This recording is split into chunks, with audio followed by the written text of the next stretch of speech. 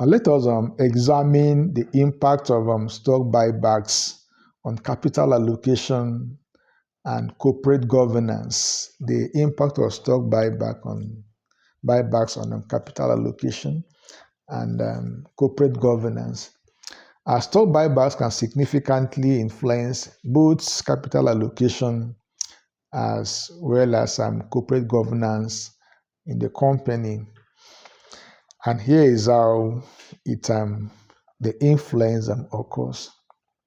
Number one is an impact on capital allocation. Impacts on capital allocation. So in this case, you consider, efficient use of excess capital. Efficient use of excess capital. Buybacks can be a way for companies to return excess capital or excess cash to shareholders when there are limited growth opportunities. They have excess cash and they want to, well, how do we invest this money? If there's no opportunity, they will decide to do what? To give back the money to shareholders by buying back shares from shareholders.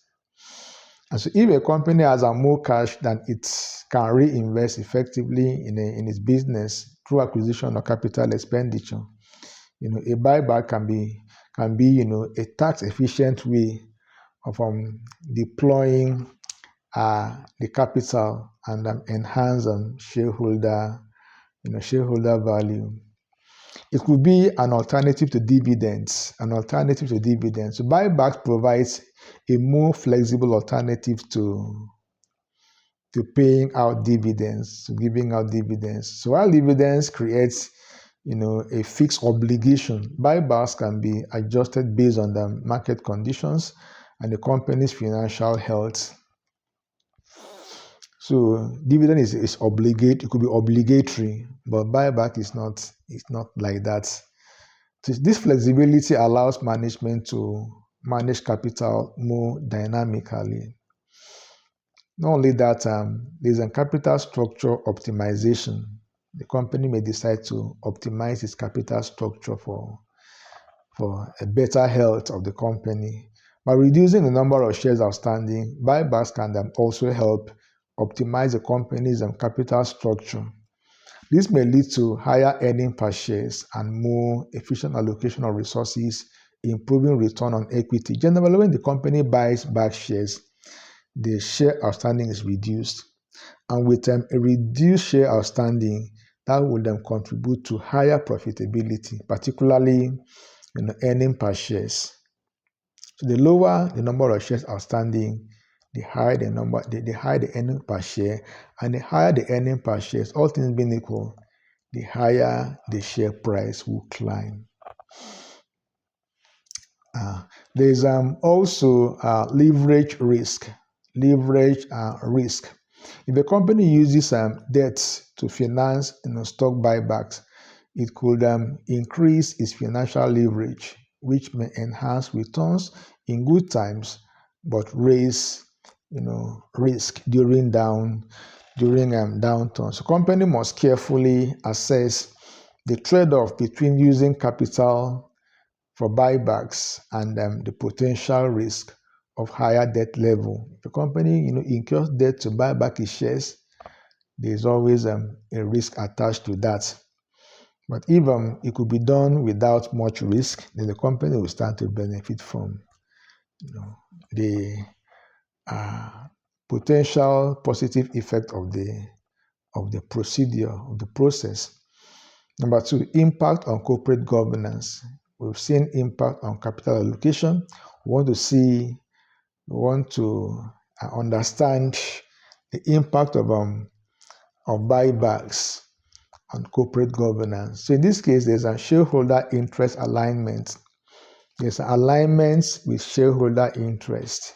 So buybacks are often viewed as a shareholder-friendly action, as they return value to investors by reducing the number of shares outstanding, potentially boosting stock price, and increasing ownership percentage. As I earlier explained that whenever there's a buyback, you have lesser number of shares outstanding, and with a lower number of shares outstanding, there will be an increase in earning per shares, and that would boost stock price. This can align management and decision with shareholders' interests, especially if executives are compensated based on stock performance. Now let's consider management discretion and accountability under impact of corporate governance. Management discretion and accountability. Buybacks can raise questions about management use of discretion in capital allocation.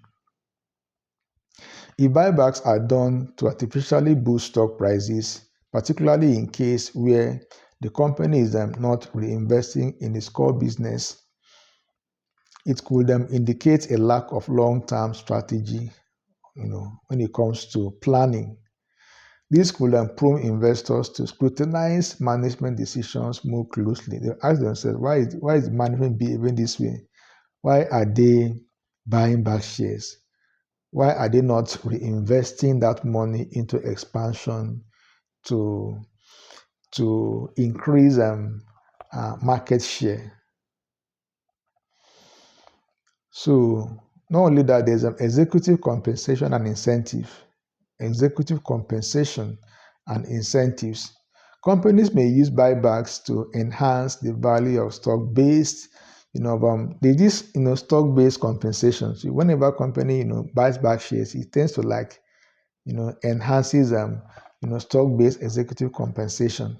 And this could lead to concerns that buybacks are being used more to benefit executives of the companies than company shareholders. So a well-designed governance, framework is essential to ensure buybacks are done with the interest of shareholders in mind, not just to inflate stock price for executive compensation. You need to ask yourself, is it a shareholder-friendly, action, or is it just designed or executed to benefit, company executives? So there's this board oversight. Buybacks can increase the role of the board of directors in overseeing capital allocation decisions. The board must ensure that buybacks are conducted in a way that benefits long-term shareholder value and aligns with companies' overall strategy or objectives. If buybacks are seen as a short-term measure to boost stock price rather than a long-term value strategy, they could raise governance concerns regarding the company's long-term direction. So risk of short-termism. So while buybacks can signal confidence in the company's stock, they may also encourage a short-term focus on corporate governance.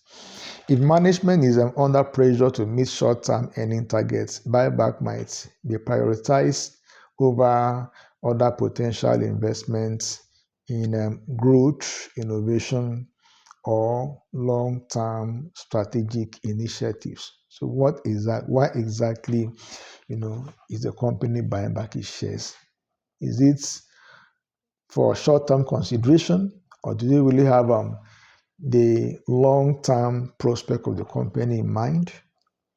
So in conclusion, stock buybacks can enhance capital allocation by efficiently returning excess capital to shareholders and optimizing a company's capital structure. That is, they may decide to say, well, let us give this money back to shareholders by share buyback procedure. Please like this video and subscribe to this channel if you've not done that. However, their impact on corporate governance is more, nuanced. Buyback can align management with shareholders' interests, but they can also create risk related to short-termism, executive compensation, and the potential misallocation of capital. And so good corporate governance, will involve that desire to ensure that buybacks are executed with a focus on long-term value creation and not just a quick fix, a psychological, moves to boost to boost stock price or to boost prices of the stocks involved.